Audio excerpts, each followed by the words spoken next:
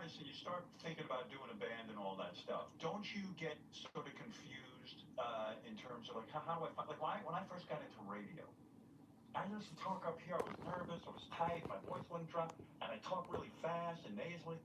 Do you know what I'm saying? Totally. When do you find your style that we all know today? Well, you do it a lot. Right. You tour a lot, and you build up confidence. You build up confidence within your little family around you, and they guide you too.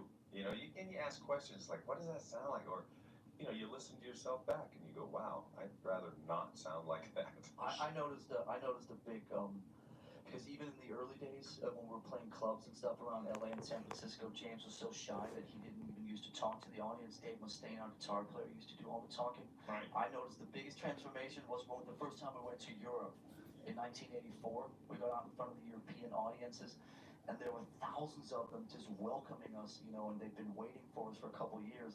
And I noticed a big change in James. He all of a sudden started finding himself and communicating with the audience and getting a lot more confident. Yeah, and that's a tough thing to develop. It just happens with thousands of hours of practice. I was watching Led Zeppelin getting this Kennedy Center honors, and I was thinking about you guys. You guys rock harder even than Zeppelin, and I've been to Zeppelin shows back in like the early 70s.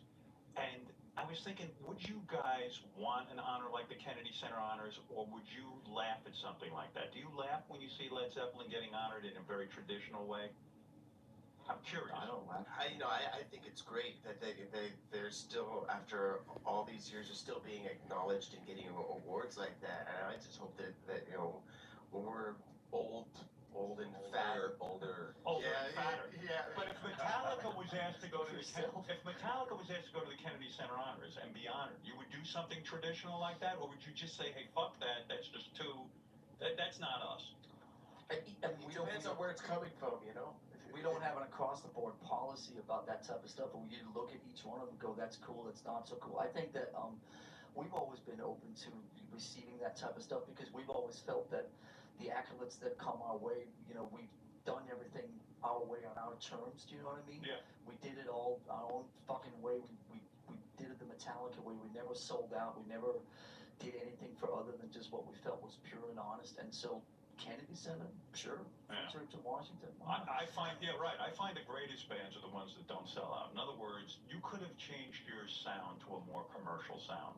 You could have been pressured into that by a record company. I was watching, you guys were going through like sort of the history of Metallica on stage Saturday night, and even in the movie you do this. And I'm listening to these songs and I'm like, well, at any point, someone could have said to you, look, this isn't commercial.